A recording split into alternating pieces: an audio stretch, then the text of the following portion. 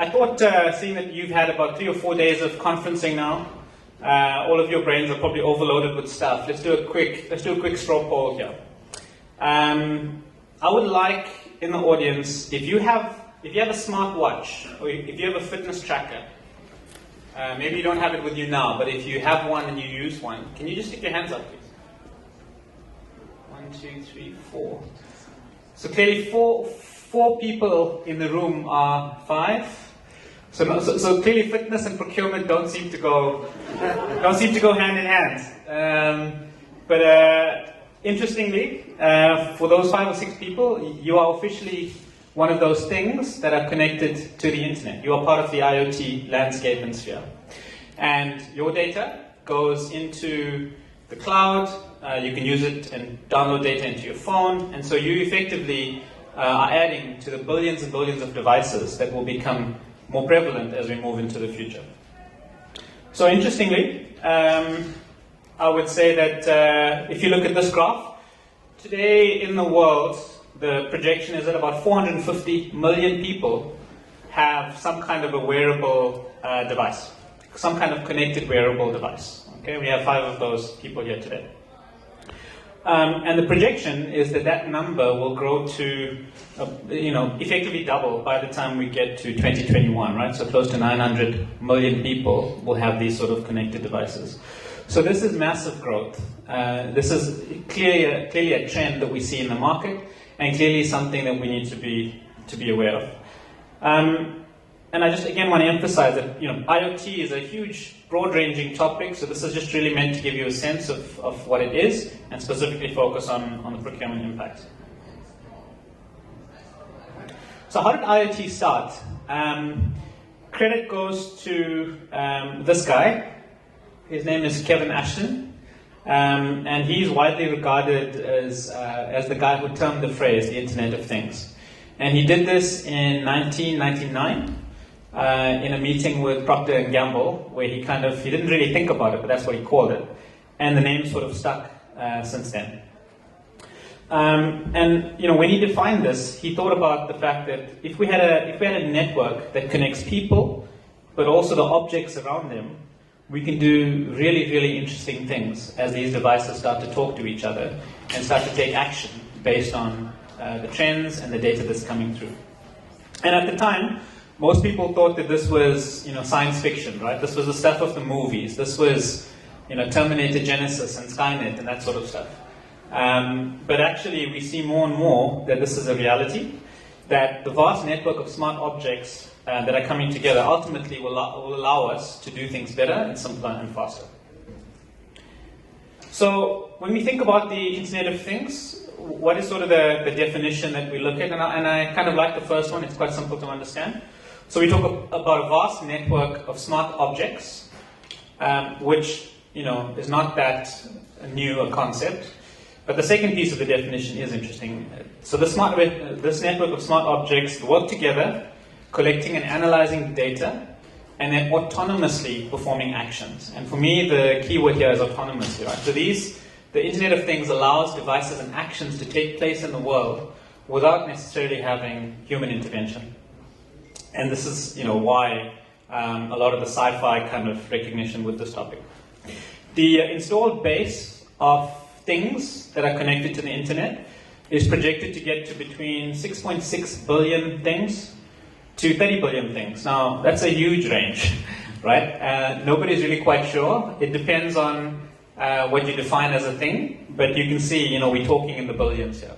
And so all kinds of businesses are starting to look at this more seriously. We know that about 1 billion of this is going to be wearable devices, but the rest will come from other sectors and industries. The statistics also show us that the consumer segment will probably have the largest share of the IoT installed base. So think about this. This means that we're not talking about heavy machinery sitting in plants or factories and that sort of stuff. We're talking about devices in your homes, devices that you wear, devices that everyday people start to interact and connect with. So it is something that's going to affect our lives quite profoundly.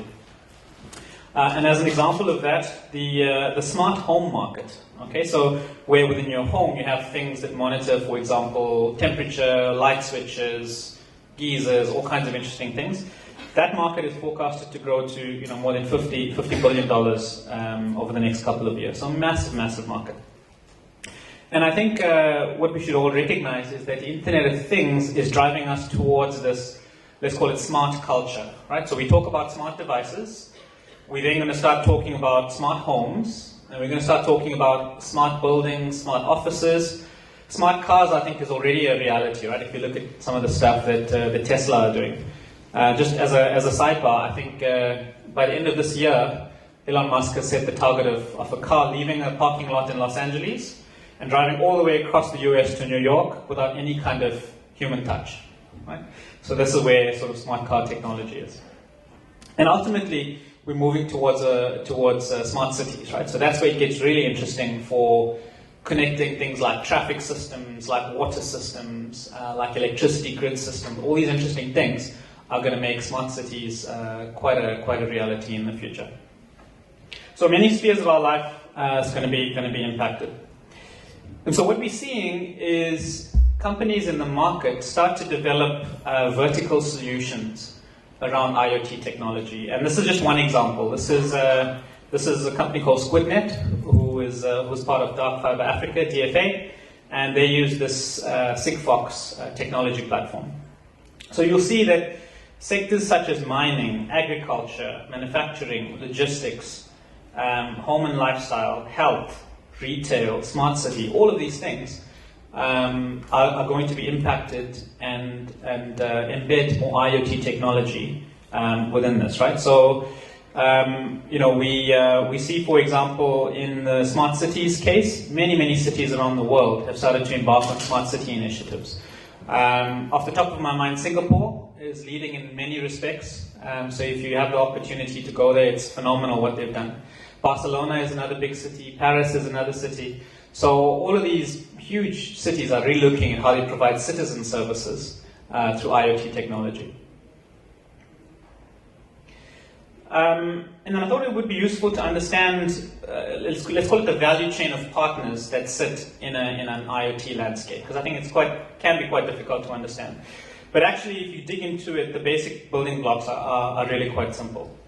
So if we sort of demystify this, we have, I would say, 5 key players in the whole value chain for IoT. The first player are the device manufacturers, right? So these are the companies and organizations that are building these smart sensors, these little devices that get tagged into your cars, your phones, your homes, etc. And for device manufacturers, they're a manufacturing entity, right? So quality is important, reliability is important, cost of manufacture is critical. And what we're seeing more and more of is things like battery life of sensors and stuff becomes quite important, right? So if you're going to put a sensor on a truck to monitor deliveries, you want to make sure that you don't have to change the batteries every 2 days or whatever it is, right? So battery technology becomes quite important there. Next in the chain, we have these connectivity providers. So SquidNet, for example, is a connectivity provider. And really the objective of these entities are to make sure that within the geographic area that they operate, there's infrastructure to pick up the signals coming from these devices, right? So SquidNet, for example, are targeting that by January or February next year, they would have all the infrastructure and the towers and the monitoring devices set up to cover about 85% of South Africa's population. That's their objective. And you have other service providers trying to do the same thing. So IoT only works if not just if you have the devices, but you have the infrastructure to pick up the signals coming from these devices. Then you have platform providers, and these are really the organizations that are able to store the data coming from these devices, right? So we talk about permanent storage here, so you want to be able to store it almost indefinitely. And you think about cloud technologies and Amazon Web Services and companies like that. All of them provide platforms where they can securely manage and structure the data for the next part of the value chain, which is application development, right? So once you've got the data, you can start then to write interesting apps to pull out the data from that data set. So if you think about the apps on your phone, all of that is about creating analytics to provide trends, to give you alerts, and to do things like register different devices. And then the last player in this value chain are what we call the system integrators, right? So these are really the entities that say, yes, I may have platform technologies and data stored in the cloud, etc., but I also have legacy and ERP systems, and the two need to talk. So integrating this network of systems becomes the role of the system integrator. Okay, so not too complicated. And many of you may be asking the question, well, why has IoT become such a big deal now? Right? We've had sensors, we've had RFID, and we've had all these growth of mobile networks for many years now. But why now do we see this huge upsurge in IoT interest? And I think it's because we see the perfect storm of sort of 4 ingredients coming together simultaneously. And that's what this slide tries to depict. So this morning we spoke about procurement evolution. We spoke about the next wave and the next frontier of procurement. And so, many organizations are embarking on that journey, and they're looking at new ways to drive value, and IoT is one of those levers that they've got. We've seen smart device proliferation. So everybody has a smartphone. Industrial sensors and those sorts of technologies have all been in for a while now. Home adoption of sensors continues to increase. Falling mobile data costs is also quite an interesting one, right? So for many years, I think this has been a prohibitive factor in building the case for investing in IoT technologies. And the fact that we've now got organizations that are building the infrastructure to listen to the devices is quite key. And then sensor technology improvements. Okay, so the chips and the data sets and the actual components and the circuitry is getting much cleverer, new materials, cleverer ways of energy management in the devices, so the batteries last longer. So these are all things that are sort of coming together right now. As an example, I spoke to one of our IoT partners, and he was saying they're about to unveil a new sensor, and it was demonstrated at a forum like this by the CEO. And effectively, the CEO of the company took an envelope, and he kind of opened the envelope. He kind of tore the top of the envelope, and as he tore it, a little beep went off in his phone. So he received an SMS saying that the envelope was opened. So this device has one purpose in life, which is basically to detect when this envelope was open, and then it's no longer useful. But we can do that now at a cost-effective price point that people could start to use these technologies and sensors in all kinds of interesting applications. So if we try to get closer to IoT and procurement, what do we see as the intersection point here, and why should we as procurement professionals be looking at this? And I think there's 3 big reasons for that. One is that IoT allows us to enhance the use of analytics, right? So if you think about this, it's good to have data. You can draw trends from data, but the quality and the frequency of the data and the richness of the data is what can really drive lots of value for the organization. And IoT now has reached a stage where it can do that. The second key piece is around increasing traceability, right? So as per some of the previous examples, tracking and tracing technology, putting sensors onto moving objects, understanding where objects are in the supply chain. IoT allows you to do a ton of that stuff. And then lastly, the ability of IoT to help us challenge existing processes. If you think about, procurement, over the last 2 decades, we've had a philosophy around procure to pay. And if you really think about how IoT can challenge the way we do some of those processes, it's really phenomenal, and we'll get into an example of that. So I'd like you to just think about these 3 points. Analytics, traceability, and processes are the main things we believe you should be looking at as you think about your procurement organization and IoT. So I wanted to talk about a few examples in each of those themes. So the first one is around how do we see IoT analytics driving value, and I want to play a quick 2-minute video here. And this is Sonia. Both buildings are similar, but one has an advantage that is helping businesses around the world save time, money, and the environment. What's the difference? Sonia is a smart building. What makes Sonia a smart building? It's a system that collects and makes sense of thousands of sensors, generating data all over the building. These sensors collect all kinds of information, things like energy usage, space utilization, and occupant productivity, providing better insight and control over a broad range of systems that span the entire building. But it's not the sensors that make a building smart. It's the ability to process and learn from all the data those sensors provide. Take a typical day in Sonia's world. Sonia monitors the entire building. Everything from elevators to heating and cooling, room usage, and of course, the coffee machines. Sonia can see what areas are drawing the most energy throughout the day and suggest ways to remedy inefficiencies, reducing utility costs. Sonia also knows which areas of the building are more frequently used and can plan and optimize space utilization and maintenance based on work schedules.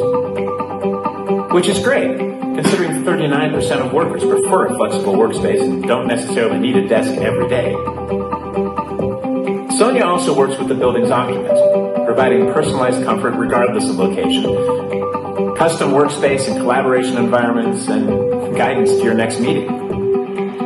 And all of this works together because of an integrated data system that orchestrates not just the individual systems, but the building as a whole, improving performance and comfort across the board, which is good for you, but it's also really good for the planet. Many buildings, like Norm, aren't connected yet and don't have these features, but smart building technology can be implemented in existing structures. You can even connect multiple buildings and pull everything together into one system, creating new efficiencies across your entire business. So buildings like Norm can be connected, just like Sonia. Say hello to the new Norm. Discover how Microsoft's IoT technologies are creating smart buildings today. You know, I think this just shows you the power of what analytics in this sort of smart building environment can do. And again, in your context, as you deal with your suppliers that are telling you about how to maintain campuses and maintain university property and all this kind of stuff, you know, I'm sure that they would also start looking at this for their businesses. And so as procurement professionals, I think there's a dialogue to be had about how do we work together to drive, you know, this sort of value for our entities. Another example about traceability. So this is a pilot that Accenture is running with one of our clients, and it's what we've called connected coolers. So the challenge with this client is that they have about R500 million worth of these coolers that go out to their resellers and their distributors. In theory, these are fridges that should be stocking the products of that company, and in theory they should be in one location. The reality is that they're finding these coolers getting moved all over the place, and instead of storing cool drinks, some of them are storing frozen chicken. Okay, so you know, we're talking to them about how do we actually work using IoT technology to understand what's going on with your asset base, and how do we improve traceability and put analytics on top of this. And there's different ranges of things we've done here. So on the left, you'll see there's a simple version that we've proposed, which is really just you know, a smart tracker device on the fridge, and you can monitor things like movement, temperature, whether the door is open or closed, and you know, whether the lights are on or not. And then you can get really quite fancy to start putting GPS-enabled devices on it, power management modules on these fridges. This one actually has a little camera, so you can see physically what's in the thing, when the door's open, etc. And you can track all kinds of other interesting things down at the bottom there. So again, a very real-life application of IoT technology. And there's so much more. And I just picked up a few examples here from some of our other IoT partners. Connected Dumpster is a solution that's live in France. And what it does is it alerts the regulating authority to come and pick up the trash once the bins reach a certain level of fullness. Okay, so you don't have to keep driving around in empty bins.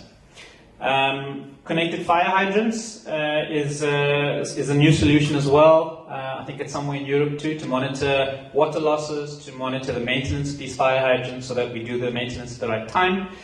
Parking space management is interesting. This little device you see at the bottom there, let's see if I can get the mouse on. This little device here is something that you actually mount onto the tarmac at road level, so then you can detect whether parking spaces are filled or not, and you can optimize the use of parking at different locations. And you can imagine in a city, this becomes quite a crucial thing, but it may also be applicable to a higher education context. And that was in Barcelona, by the way, the smart parking option. And then obviously, you know, beer maintenance equipment in a student environment, I think is quite important. We can't have warm beers. So, you know, even devices like monitoring the temperatures and sensing when maintenance needs to happen and that sort of infrastructure is something that's already well established. So these things are all real. These things are all happening. These are all live solutions that companies are using today. So as we think about this concept of IoT challenging procurement processes, I like to think about this model. So we spoke this morning about the 4 technologies that are going to impact procurement. And we talked about cloud, we talked about cognitive computing or AI, and we talked about the Internet of Things, and we talked about analytics. So across the value chain of procurement, from sort of ecosystem management all the way down to requisition to pay, where do we think IoT is going to play the biggest impact in our lives at procurement? And I want to call out here the orange blocks to just help us focus a little bit. Because if we think about the fact that we have sensors in our value chain, or we could put in sensors in our value chain, how does that help us? And we see a couple of areas here. One is that demand identification is going to become more sensor driven. And again, we need to think about how it applies in your environment. But in other industries where you have warehouses filled with equipment, or when stock levels reach a certain point, you're starting to put in sensors there to monitor demand and when you need to do things like replenishment and auto replenishment, right? So that's kind of on the demand side.